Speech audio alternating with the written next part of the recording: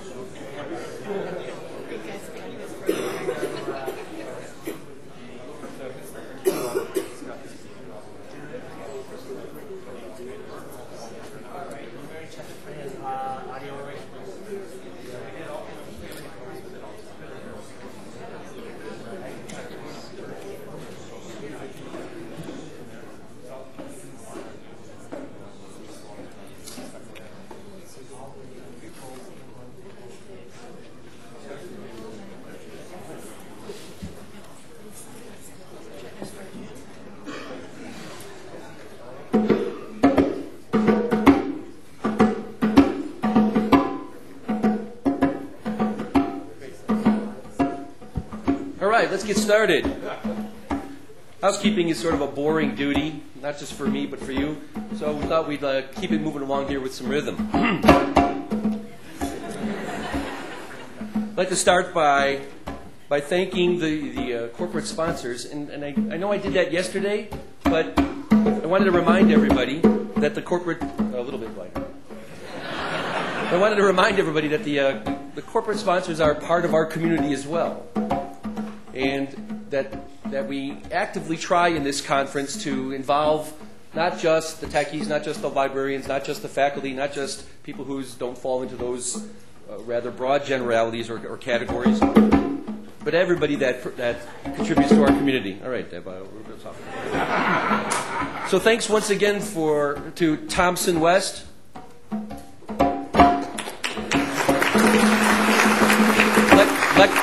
LexisNexis, Aspen, B&A, Software Secure. Actually, in light of what we were doing yesterday, don't clap, just Xtegrity, ExamSoft, and the Scheidler Center for Law, Commerce, and Technology. Tours. We have tours. We've got tours. There will be a tech tour. There will be 3 tech tours. 2 of them today and 1 tomorrow. The first tech tour will be at 11:30, and it leaves from the plasma screen, which is over by registration. The second tech tour will be at 12 noon, and it leaves from the plasma screen. The third tech tour will be at 12 noon tomorrow, and it leaves from the plasma screen. All right? There will be a building tour, so a long version, today at 11:30, and that leaves from the registration desk. And there will be a library tour today that leaves at 12:30, starts at 12:30, from the library entrance. So that's one floor down from here. Now, tomorrow, the library, we're in the interim session for this school. So the library is normally closed on Saturday, but they've graciously opened it up for us from 11 to 5 so that you can get access to the public access terminals to check your email. All right? So that means there's like an hour window when you can't check your email. Don't be nervous.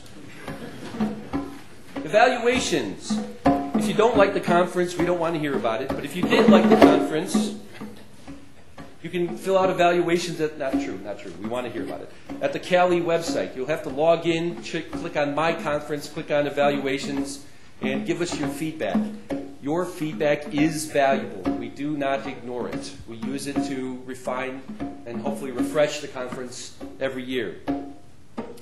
For those of you that filled out forms for being in particular tribes or indigenous people, to use the politically correct term, there's going to be little signs or tents on the lunch tables with some of the tribes' names if you want to find people of your tribe or bird of a feather to have an stimulating discussion at lunch with.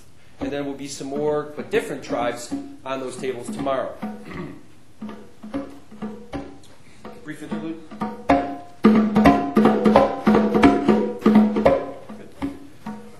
Luggage, yes, we will have luggage storage tomorrow in room 115A. It will be locked all the time except when we're putting luggage in and taking it out.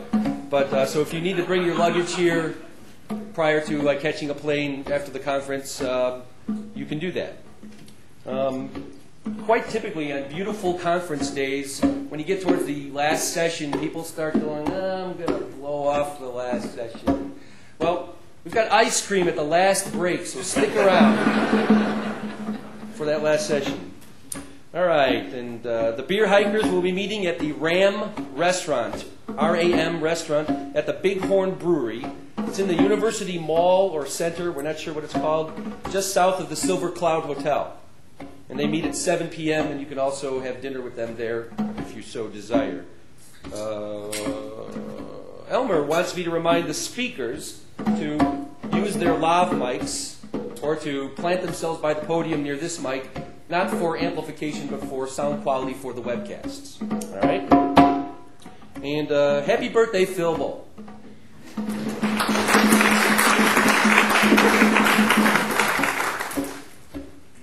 All right, thank you, Deb.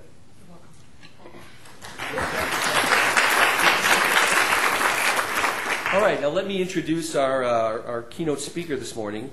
His name is Dr. Sailesh Chutani. He's the Director of Worldwide University Relations for Microsoft Research. So let's have Dr. Chutani come up here.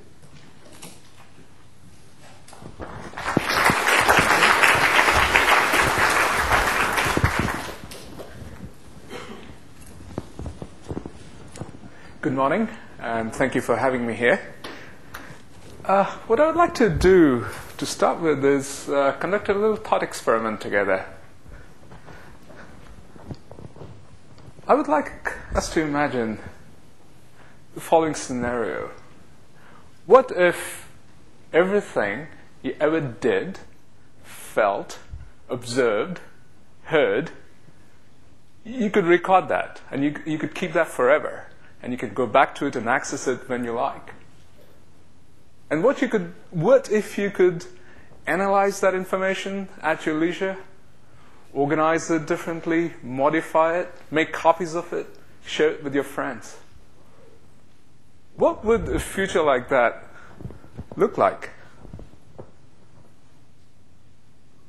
And is it something that's even remotely technically feasible?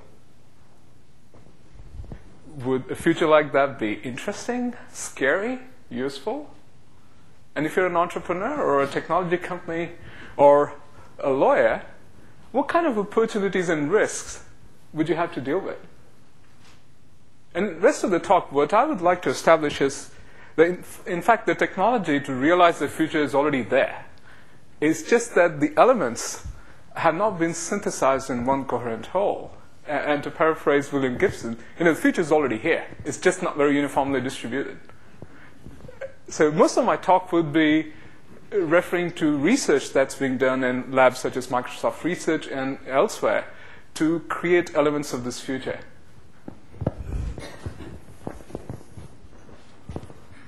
And before I delve into the technical issues and the research challenges there, I do want to give you some quick background on Microsoft Research. Microsoft Research is a relatively young organization. It was founded in 1991. We are more than 700 people today, focused on 55 areas of research. It is spread worldwide. So we have 5 campuses to date, one in China, one in Cambridge, UK, and 3 campuses within the US. And the research organization has built up to the point that we have some of the world's top computer scientists, amongst them many Turing Award winners, which is the Nobel Prize for computer scientists, in the lab. And the research works very closely with universities worldwide. In fact, we have very deep relationships with almost 200 universities worldwide.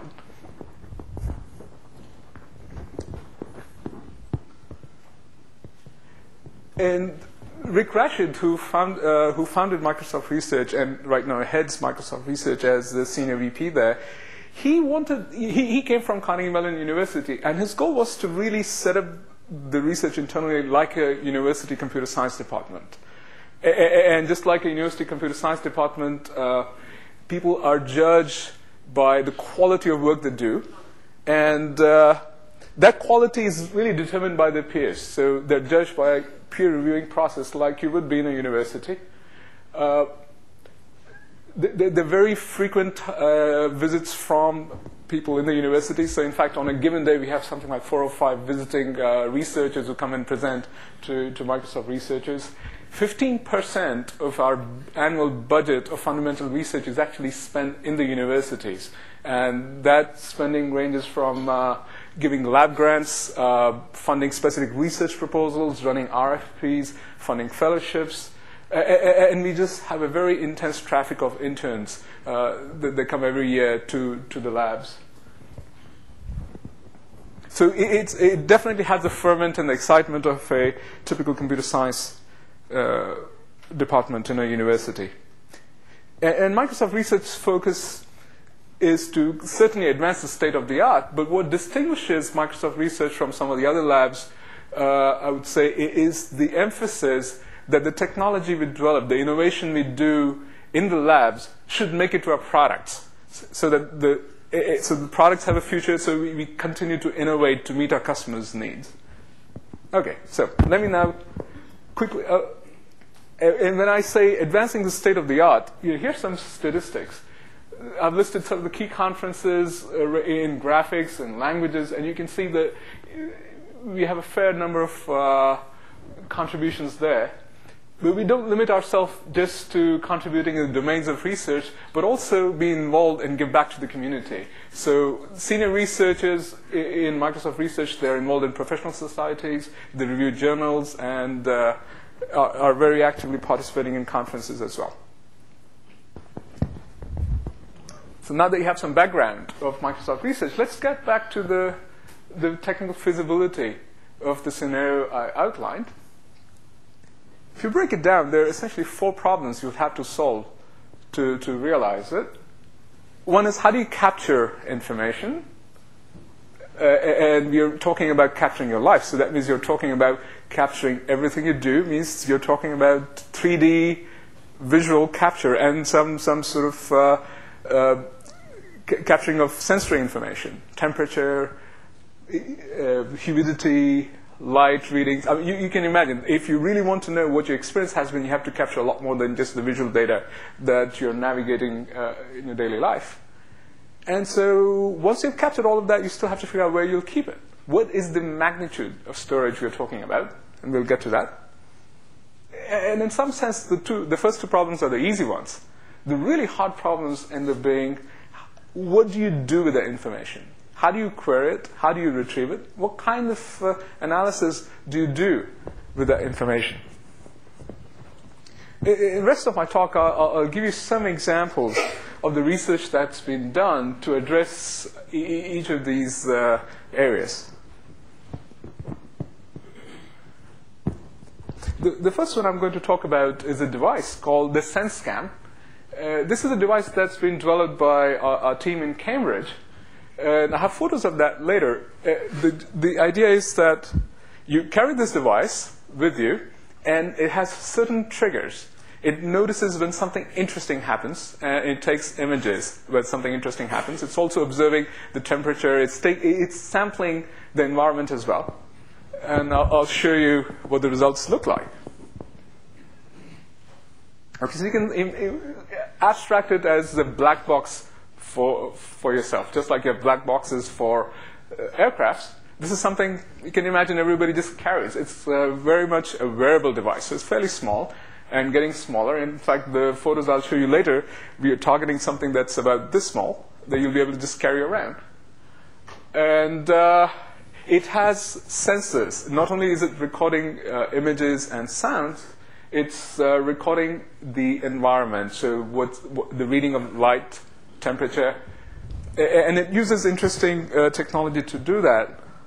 But the first part is really being able to capture a 360-degree view of where you are, because we want, for this to work, what's important is that you should not be consciously taking photographs. It's a device that's sampling and recording information for you.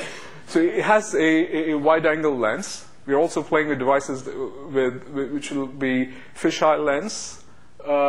And software exists today to capture essentially a 360.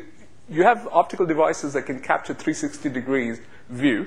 And then afterwards, using the right kind of software, you can actually stitch the scenes together in a seamless manner so you can navigate what you captured.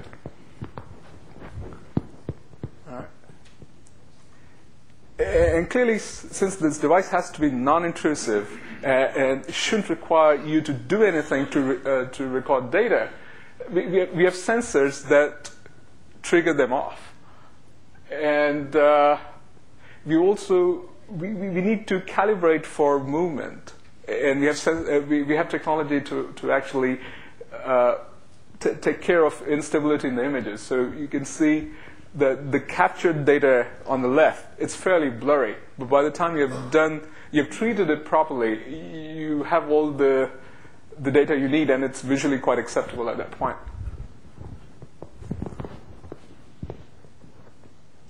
So let me give you an example of what this capture looks like. So one of our researchers took a walk in Cambridge recently, and he took this device, and this device captures photos that were taken in the period of 1 hour as this person was walking around and exploring the area. You can see, oh, somehow it's not showing up. That's interesting. All right. That is weird. Okay, well, we will do something else. A low-tech way of doing it. As I said, elements of technology are there, but it doesn't quite work seamlessly yet. Here.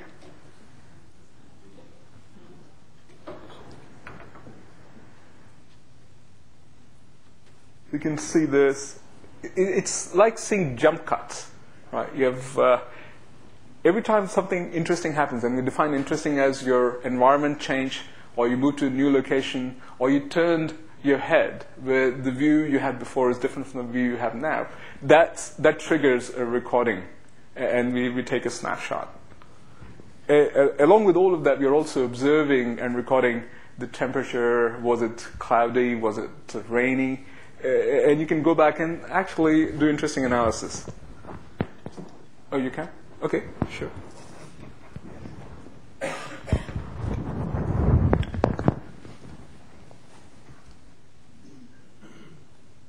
Yeah, okay.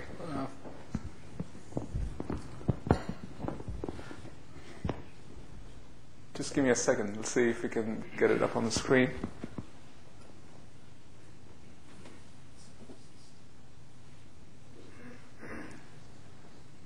So while we're waiting for this to come up, the other things that have been developed in the research labs as well. In this case, you saw one device that was capturing 360 degrees. Now, you can experiment in other ways. Typically, when you're shooting a film, we have multiple cameras, and the cameras move to capture action. You can do something else. You can actually put a lot of cameras around and afterwards, in your post-processing of the data, create all the effects that you normally get when you follow the actors in order to shoot them.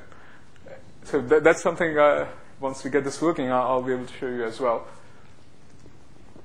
And the price point for this is actually fairly reasonable.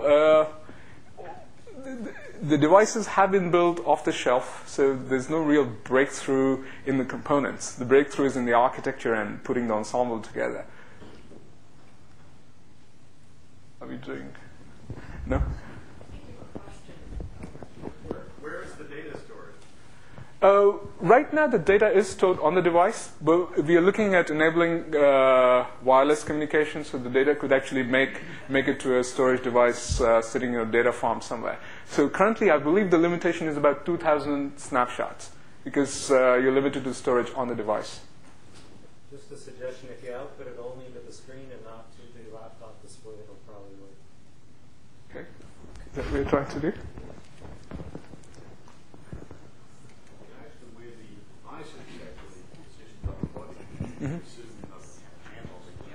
That's right. I mean, in fact, what you're doing is you have it like this device around you, and as you walk, the device actually samples data. And you don't have to trigger it at all. There are triggers that will tell the device to take a snapshot at certain times. So it'll observe that you moved and take a snapshot. It'll observe that there was movement in the field of view. So if I'm not moving, I'm standing like this, and somebody crosses my field of vision, it'll notice that and trigger a snapshot. So. It's not really a 360 in the sense that if it was on top of your head, you might get more of a 360 because your body wouldn't be in the way. That's right. But we have similar devices that actually would be head-mounted, where you have a 360-degree capture.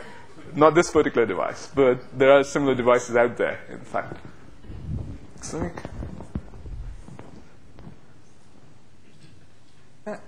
What happened here? Yeah. There.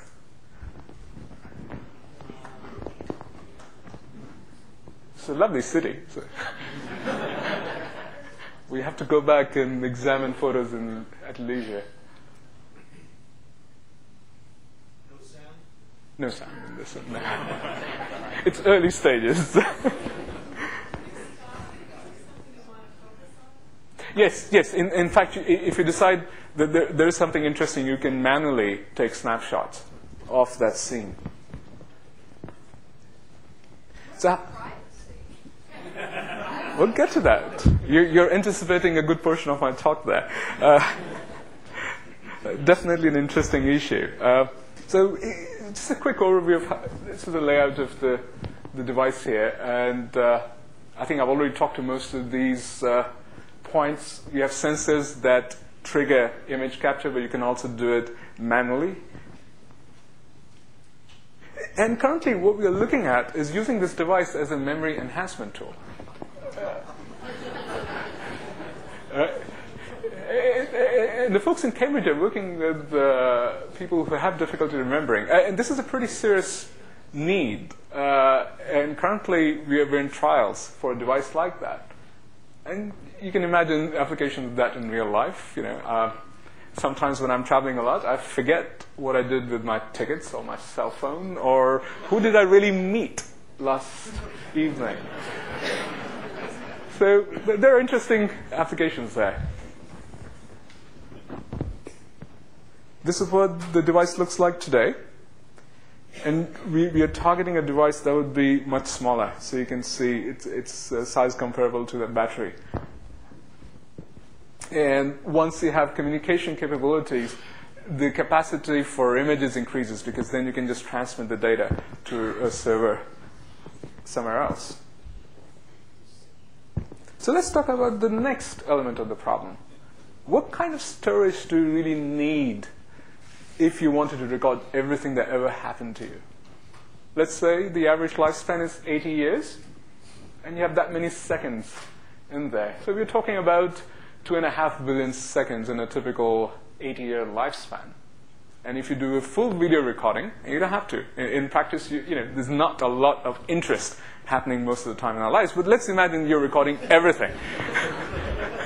Okay, for some of us, not much interesting things happen, right? There may be exceptions. If you record at 4 meg, which is the typical rate for MPEG-4, the storage required for a full motion video would be in the order of 10,000 terabytes, which is 10 to the power of 15, so about 10 petabytes. In today's storage terms, that's not a lot of storage, actually. If I bought things off the shelf, I would be paying $10 million for that kind of storage. Now you can say, all right, so this is something only the very rich will worry about. But the storage is increasing at a very rapid pace. It's showing exponential growth. So every year, for the same amount of money, you get twice what you got last time. So in 10 years, you're down to about $10,000 for 10 petabytes of storage. That's very much achievable.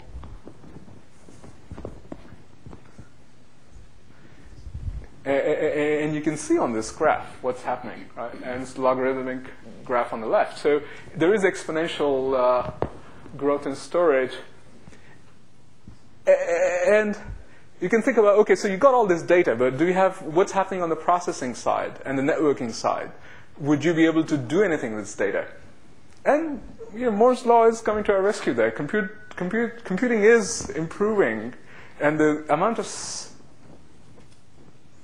I think you've seen all of this, right? But what Moore's law means, if you are on exponential growth like this, pretty much in 18 months to 2 years, the compute cycles available to you are equivalent to everything you had before. So things that we think are not possible today can change very rapidly. So that's looking 10 years out. What if I wanted to do something interesting today? If I relax a few constraints, instead of talking about full motion video capture, what else could I do with a terabyte? A terabyte is very affordable storage today. You can get it for about $1,000 to $1,500, $1,600 today. And definitely within 2 or 3 years, it'll be in $400 range. And that's what you pay for a good hard drive today for a few hundred gigabytes. So very feasible. And a terabyte is still a very interesting number. I can record all my conversations in a lifetime in a terabyte. And for 1 year, I can record everything that happens to me. So that's still an interesting storage. So if you assume we had all this information, how would I like to use it? What kind of queries would I want to do? The things that happen to me but I haven't paid attention to. I would like to remember when I met with the Dalai Lama. I know I met him at one point. I just don't remember under what circumstances and when. I lived in Lausanne for a few years. Maybe I want to say, okay, exactly how many days did I spend there? And how many interesting people have I met in my life? And I define interesting as, did I feel like talking for more than 5 minutes with them? I want to do queries like that. Would it give you some insights? And maybe I want to predict, what's the prognosis of my married life? How long can I expect to stay married? And a good predictor maybe, did I remember to be there at my wife's birthday? And how well did I do last 10 years? So that could give me some insight into where we are headed. And I like mountaineering, and I want to go back and see what were the moments where I was really scared. And are those moments increasing in frequency or decreasing in frequency? Is my risk profile getting better or worse as I grow older? So we have researchers who are approaching this problem. They're breaking it down and trying to sort of solve the subsets of the problem. And let me get everything. Okay. One project that's been going on for a couple of years is called The Stuff I've Seen. And the idea there is to record all the documents that you ever access. So if you're using email, everything you received or sent, you keep track of. If you're browsing on the web, you make a copy of every page you ever visited. And you take all this information together, put it on a PC, so you don't have to, it's your machine, it's your data, so you don't have to deal with the tricky issues of privacy. Okay? And then index it completely. So everything in that data store is indexed on a couple of attributes. You want to, what this gives you afterwards is you can actually see, okay, what did I ever encounter on the subject of mountaineering, let's say. And it will tell me not only all the emails I exchanged with my fellow mountaineers, all the websites I went to do any kind of research on the trips I wanted to do, and pretty much every communication that went through the PC, either through browsing, through email, to IM, chat, any of that. So that's what the Stuff I've Seen project is all about. As you run the experiments, we have about 1,500 people who have downloaded this software. I believe it's also available for public usage at this point. And what we find is that most of our queries are really referring to things that happened recently. We do go back further in time, but half of our queries are about things that we have done that are within the last month or so. A quarter of our queries are really about people. Not a surprise, given we are all very social beings.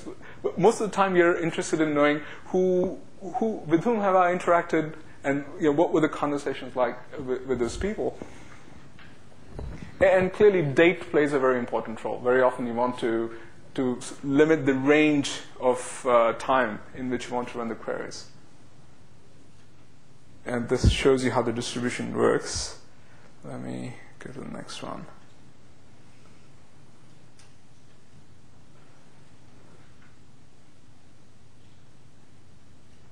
And this is people are using search engines a lot. It's not uncommon. Every time I encounter somebody, I go to one of the search engines and find out what is the public trace that they have. But in general, what you want to, so what you're looking for, search is not an end by itself, but you're really looking at what's interesting about a certain person or a certain area. Okay. And a group in research, what they're trying to see is other metaphors other than just straightforward search in order to navigate that space. Do I want to go back? Do I want to search for things by timeline, or do I want to search by things the way human beings search? Right? I have a certain model in my brain for how I organize the data, and are there metaphors other than just search in order to go back and retrieve this information? So let me just, sometimes animation gets in your way. This is one of them. So an example here would be if I do a search, a normal flat search will give me sorting by relevance, and you can see that on the right. But I may want to pivot it on timeline. And the timeline could be just the calendar, but perhaps there are certain events that are more memorable than others. Wedding anniversaries, national holidays, reviews that you have in your business life cycle. You could pivot things and organize things around those events. And that gives you a richer set of information than just plain text search. So we're playing with those as well. And the inspiration there is to really look towards cognition, towards how people's memories operate, and how we actually analyze this kind of information, and see if those metaphors can be brought out in the interfaces that we offer to people.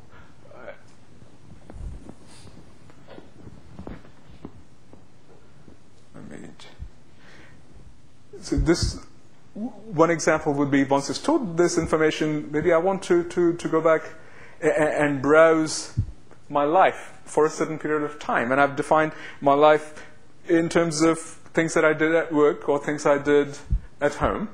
And I can link to that information that I've captured in terms of photos as well. Right? So I take the photos, I put it on my PC. It's got some metadata that tells me when the photo was taken. As part of navigating the data, not only do I want to see whether I send any emails around, but what was happening elsewhere. There's additional contextual information that could be resident in the photos as well. Can we just go to the next one here? I was going to show an example of an alternative way of navigating the data, where once you've captured all this information, maybe you want to just walk through this information at your own pace. And of course, my demo gods decided not to cooperate. So I'll just tell you what the demo would have been like if I managed to make it work. What we did with the head-mounted device, a 360-degree capture device, is walk through somebody's house and just walk to every room, every little nook and cranny of the house, and capture that. Afterwards, I'm able to use a device like this to essentially walk through at leisure through and navigate the space. So people in graphics have been talking about modeling reality and spaces, but this is a different approach. We're looking at taking the data about the real world and making that navigable through devices like this. So, if so, you can imagine if you went to a museum, you had something like this, and afterwards you want to reflect a little bit more on one of the paintings that got your attention. So you could use devices like that.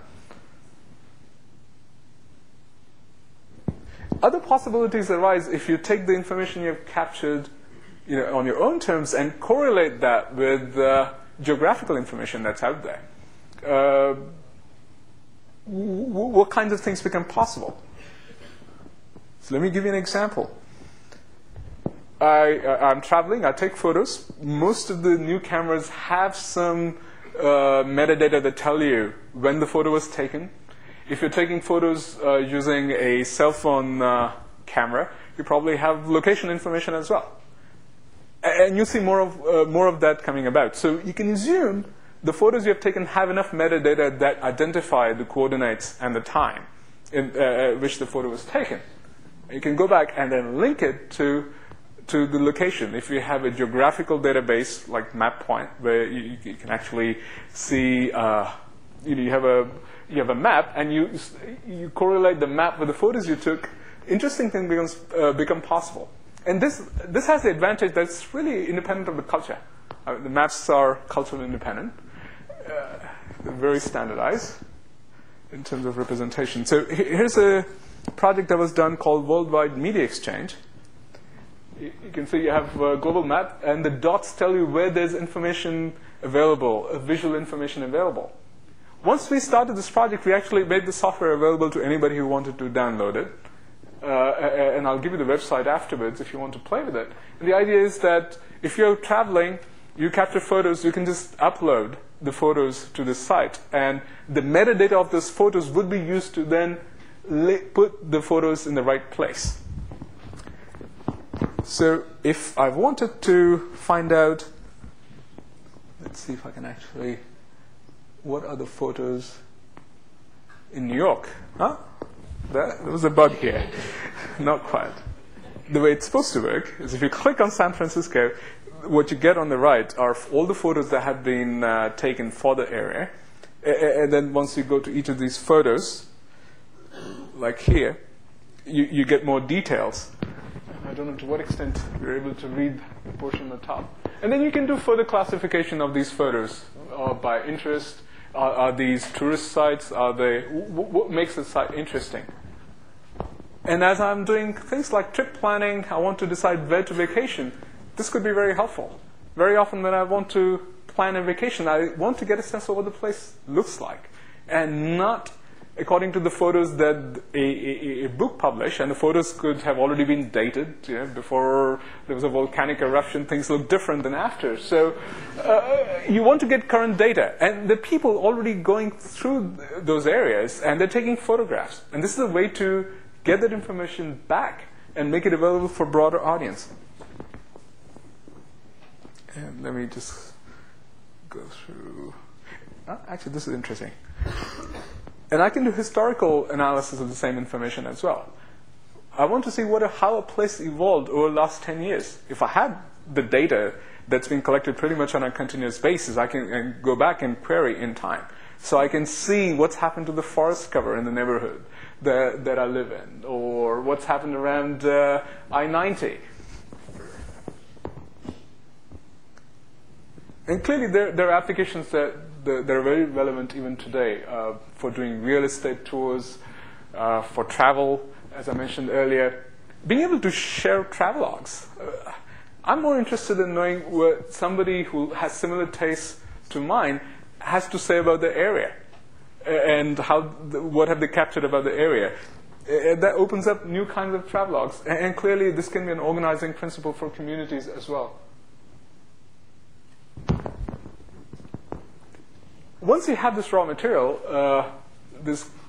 you can use it for the application that I outlined, but it's a very interesting set of things to create art on. So let me see if I can run.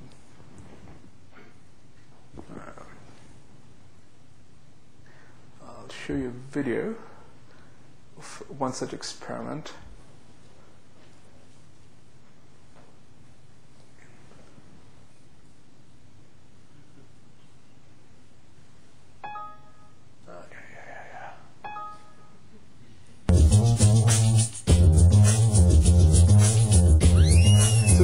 Was shot with the system I was talking about earlier. The camera has not moved. We've had a set of cameras lined up, and all the information was recorded with those cameras static. What you see is some of the effects that the artist. So some of these effects are very much like the kind of thing you saw in Matrix, except this has been done with completely standard, straightforward software and hardware.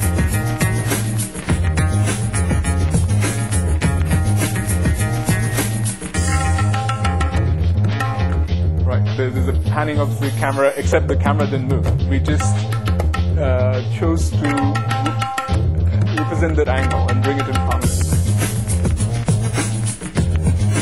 You can play with frames, you can split frames, you can do freeze frames. We'll see a few examples of that later.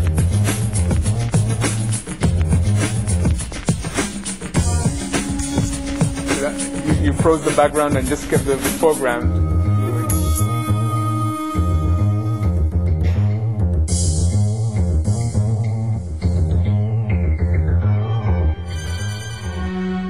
This was shot with a local group, a very talented group of people.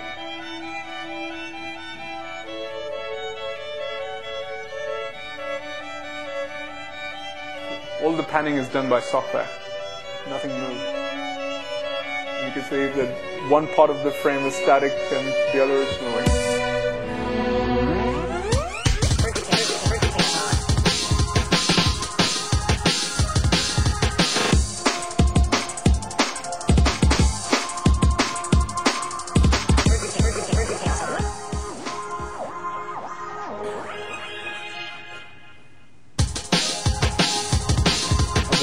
Afterwards, this short description of what the capture technique looked like. All camera movement within this video was virtual. 8 stationary calibrated cameras were used to shoot the film.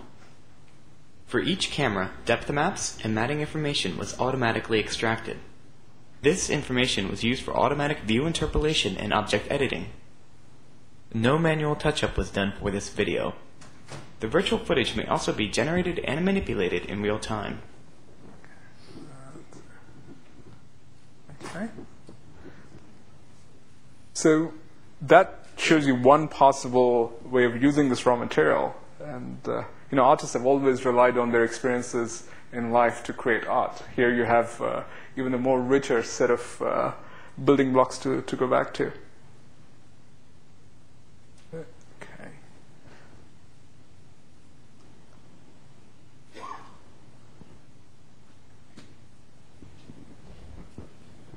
So I hope that this have at least established that technically we have all the building blocks. It is feasible to take all these things and record everything that happens to you. We haven't done the synthesis yet, but the building blocks are there. It does beg some very interesting questions, and I call them as meta questions. They're really outside of technology, in the sense that as a society we have to decide what to do with this. And some fundamental issues are who should regulate this kind of information? Should I mandate the capture of this kind of information, or do I leave it to people? And if I leave it to people to decide whether they want to register this or not, at some point, having a critical mass of people who have devices like this and registering this sort of information, you have a global view of what happened in the world. Right? You don't need for everybody to be recording everything. You just need a sufficient number of people who are geographically spread and who have complete coverage to be recording everything. And you have a global view of what transpired in the world. And then, to whom does this information belong? Is it mine? But if you're recording, if you and I are having conversation, I made my recording, you made your recording, who does that conversation belong to? So you can see the difficulty around this subject as well. And how would I regulate access? Should legal law enforcement agencies have rights to access a copy of my life if people are accusing me of some problem? So my alibi is just a copy of the recording from time A to time B, and should the law be allowed to access it in order to absolve you or to indict you? And should I be allowed to make modifications? The example I showed you earlier was what an artist could do with this kind of information. But that presumed that you could make changes to it. Should that be even allowed? Or should you just have two copies? One that's unalterable, and that's something that goes in an escrow, and the law can access it if that becomes necessary. And the other is yours to do what you like. To share my memories with others, I can do that if I decide I really want to give. So you can imagine conversation, how's it going? How was your day? And instead of answering how was my day, I give you a little summary, a video summary of how my day was, right? There are interesting possibilities. And clearly looking at what's legitimate use of this information and what's not. And then, what does it mean for us as human beings? So much of our focus has been about remembering well. But forgetting plays a pretty important role too. I was wondering when I looked at the website yesterday that this would be webcast and archived. Did that change my behavior? Did I choose not to talk about certain things because I knew that the recordings will always be there? Does it also take away my ability to go back and edit out portions of my life? Okay. So much of our learning happens because we make mistakes and then we recover from it. Does such a future preclude making mistakes? Or would we have the equivalent of go erase everything I recorded from time A to time B and all the archives of that data? And that becomes the equivalent of forgetting. Literally, it's erasure of data. And does that make us more empathetic? If I can literally see somebody else's point of view? Would conflict resolution be a trivial thing? If it's about validating somebody's version against somebody else's, would that just go away? So would I have a world that's actually safer, better, friendlier? I don't know. And is the next big growth industry video editing industry?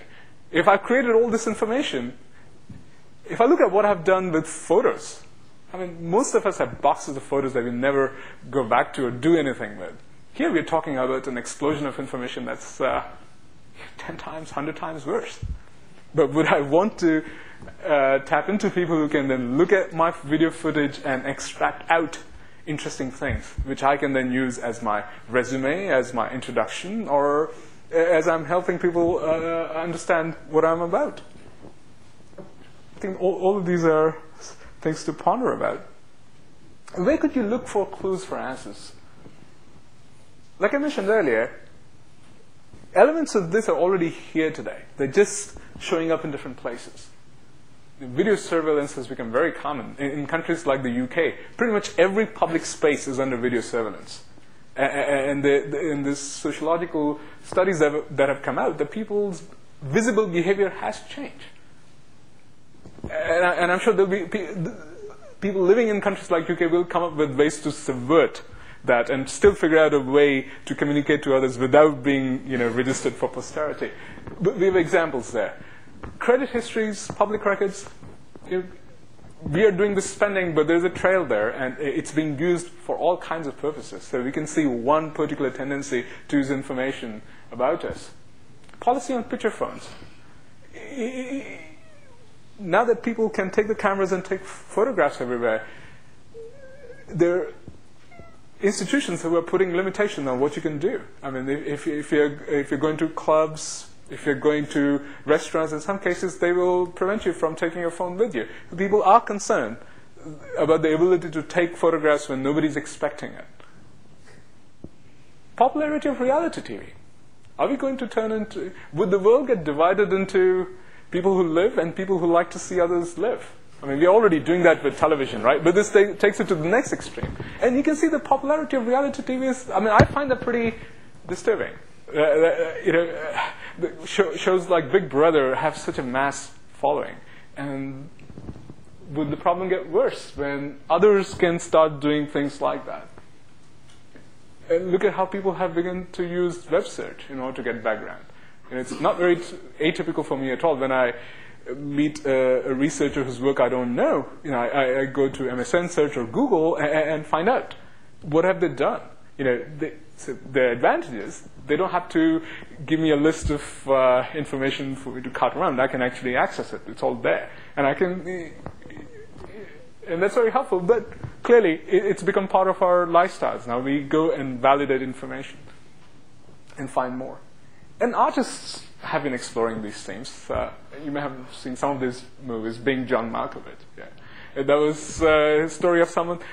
People are able to get in the mind of John Malkovich and experience life as John Malkovich experiences it. Well, similar things are possible here. You may not feel everything, but you can at least observe and participate in the same conversations vicariously with this kind of technology. There's another very interesting Japanese film called Afterlife. And that film was about people who have died, but they have not gone to heaven or hell, but there's an intermediate state. And what they had to do was go back and look at video recordings of all their lives and find one sequence that had the most meaning to them. And once they identified the sequence, they could move on, right? So it was sort of the intermediate suspended stage. So artists have been exploring these possibilities as well. And there was a movie back in the 90s called The Slacker. And it was really about the slacker crowd in Austin. But the reason I brought this up was there's a sequence there where one of the protagonists in the movie decides to live in a closed room surrounded by 100 cameras and video VCRs. And he asked him, well, why are you not engaged with life outside? Why do you just stay in and watch these recordings?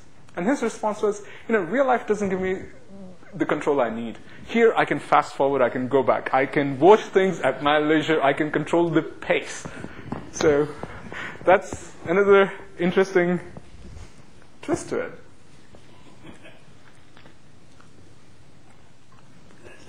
So I would like to conclude by suggesting that scientists and engineers, we create the building blocks. Right? And artists imagine the possibilities of all the things we can do with these building blocks. But ultimately, it's how the society and culture come together to shape how these things will get used and what kind of future we create with it. And it's really up to this audience to decide what the future looks like. We have done our bit. Thank you.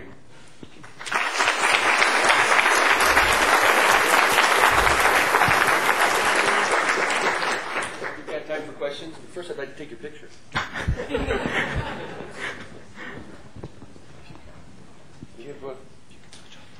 Yes, of course. You have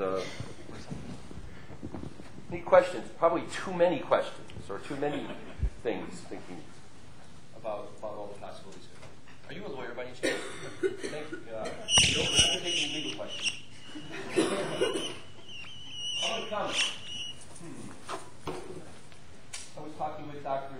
Chutani right before. I read a book a couple years ago. The name of the book is called Hominids. It's a science fiction book in which the society everybody had a camera attached, much like what you described. But what they called it was an alibi cam. And so anytime there was a problem, you would go visit the alibi cam archive, and there were no courts. There it is. This person saw this, this person saw this. It was against the law to turn it off, or it came out to guilty, to turn your alibi cam off or something. Anyhow, I won't go into more of the story, but science fiction writers are thinking about this problem, but scaring us with it. In some cases, law enforcement agencies are... If you could use the podium. Yeah.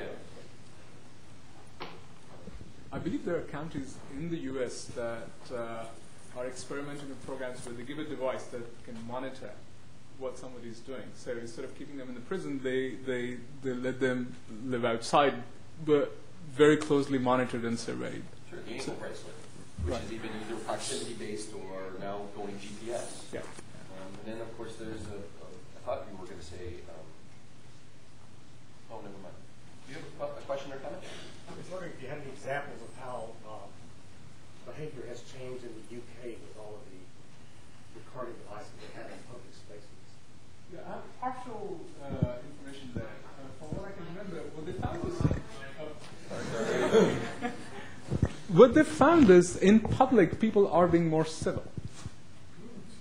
Okay. In public, but at the same time, they're observing a decrease in certain amount of critiquing. Now, I don't know if there's a correlation. If you look at how the press has evolved, right, you don't see as much questioning and critiquing. And I can't tell whether the two are related or not. Okay. Less scratching in inappropriate places. But maybe the two are related. I'm concerned about the post-processing requirements of all of this. I mean, you made reference to how we all have a shoebox full of photographs, and it's even worse with digital photographs. Who has the time to go back and add any metadata that makes any kind of sense about all this stuff that we gather? I don't. and if it were a terabyte of information, I would have that many more powers of 10 inability to keep track of it and make sense of it. You're absolutely right. So the couple of key phrases there was, you don't have the time to add the metadata in there. More and more you see devices are actually creating metadata for you. The other would be, is the storage something that you manage, or it lives in the cloud, or a kind of service you tap into? Right? And that would be the two ways to handle one element of the problem. But there's the other bit. With this kind of data today, we don't have the compute power to analyze and systematize it. But what you are beginning to see is for selected portions of the data, it's worth your while to go back and pay the cost of organizing it. So initially there will be selective use, but as devices begin to capture the metadata, and there are services out there that allow you to store things without having to manage it. And initially it won't be available to, it will be too prohibitive for individuals to use that, but institutions and organizations will begin to do it. And that would drive the technology forward, I think. But you're absolutely right. Processing is a problem.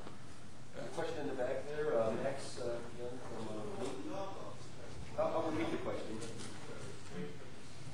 We'll wait for the microphone. I was just wondering what the Dada perspective would be on the art clip that you showed us, following on from yesterday. Oh.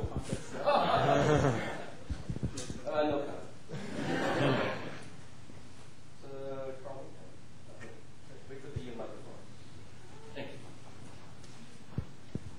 If you build it, they will come, right? So we know this is in our future. I mean, what you've presented to us is not a possibility, but almost a certainty, because you're working on it, it will be done, it will be available, and it will affect all of our lives. So it's really a question of when this is occurring, not when this will occur, not if it will occur. So my question is, what are the social anthropologists doing about this? What are they saying about it? Are there any on your team studying this problem? We are beginning to hire people with that background, because clearly this is not a technical issue. I mean, the technology is all coming together. That will happen. But how technologies are going to get used in the home and public sphere, that's not our current core competence. And so we are tapping into the communities of expertise who have understanding of these issues. We are very early in that, though. But the teams that are looking at devices in the home, they typically have anthropologists and psychologists and cognitive scientists in there. So they're very much a multidisciplinary effort.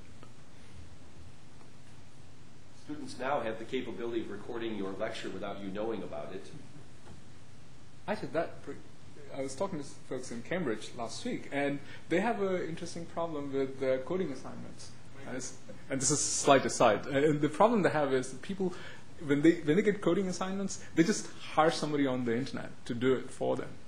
Outsource it. And they're having this big debate. Well, is that okay? Because those are the skills maybe, they'll be required more and more. Anyway, this is a bit of an aside. But Tom Ryan, wait for the mic.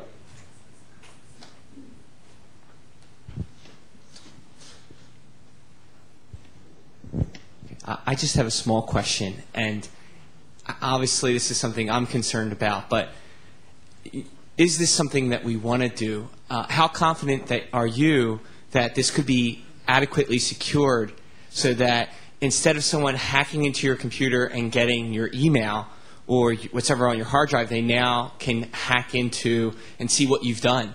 They can get your whole life. They can see where you've been, see what you've done. And no offense, I think that there's this separation, at least from what I see of Microsoft, between the researchers and then the final implementation. And so have you given thought as to, is this something you want to put on your computer? I mean, do you wake up in sweats and think, oh my, what happens when the next worm hits and my personal life has been, divulged on the internet? Now, obviously, what you showed us was all stuff that you had previously Ask the question. planned. Well, no, my question is how do you, is this something that's worth doing? Have you thought about the future of combining this, and how does Microsoft intend, or do they intend, to address it? Great, thanks. Clearly, there are very deep policy issues that have to be addressed. And what you alluded to in terms of security concerns, do I personally worry about putting that kind of information out there right now with the existing infrastructure? Yes. Would we evolve to a point where, as people see these issues, we will stop putting the right security infrastructure? But it's not just a security infrastructure problem. It's also what kind of policy framework you have there, what kind of enforcement framework you have there, and what is the cost we're willing to pay as a society to protect those pieces of information. Technology solutions will never be adequate. I mean, security is not a technical problem by itself. It is a broader system issue. And that is determined by the norms that evolve and the legal protection you put around it. And if people see the cost of such compromises that you alluded to, and the cost is seen as high and unacceptable, I think there will be market forces that will convince and push the technology providers to provide you with the solutions to handle it. One more question? Comment? Wait for the mic. Wait for the mic. Thanks. Who's coming? Sometimes the science professions, I think, are kind of loath to engage in a social or ethical implication to the things they're sort of growing into, understandably so, maybe because they're so focused on the science area, computing science no exception. And perhaps the other folks don't want to delve into it because it seems too technical, too scientific. So in some ways there's this gap that occurs without anything being done. And do you have a sense for what the appropriate forums are? And this kind of goes to the question that was really being asked. I would like to sort of pin you down a little bit. Are there more appropriate forums for that kind of analysis to occur? And if so, what are the forums? You're asking a very good question here. The multiple answers, and they're all actually unsatisfactory, so I'll admit that right now. Clearly, getting the scientific community educated on the implications of what they're building would handle some of that. But if you look at how the community operates, it's the excitement of building something, right? And that excitement overrules everything else. I mean, that's how the community works, whether you like it or not, right? I mean, but there's a bigger burden. I think the community should be willing to put up with a bigger burden of analyzing the implications of what they're doing. Would it be the same group of people? I don't have a good sense for that. But perhaps people who are a little bit more experienced, who have seen and able to see how the evolution happens in technology. And we're beginning to understand that more. If you look at the research in technology management and innovation, you find that we have a lot more understanding of what kind of innovations make it, what kind of innovations don't make it, and what sort of policy framework helps certain changes to occur or not. So I don't think I've answered your question well, but you've given us a lot to think about, obviously. Thank you very much. thank you.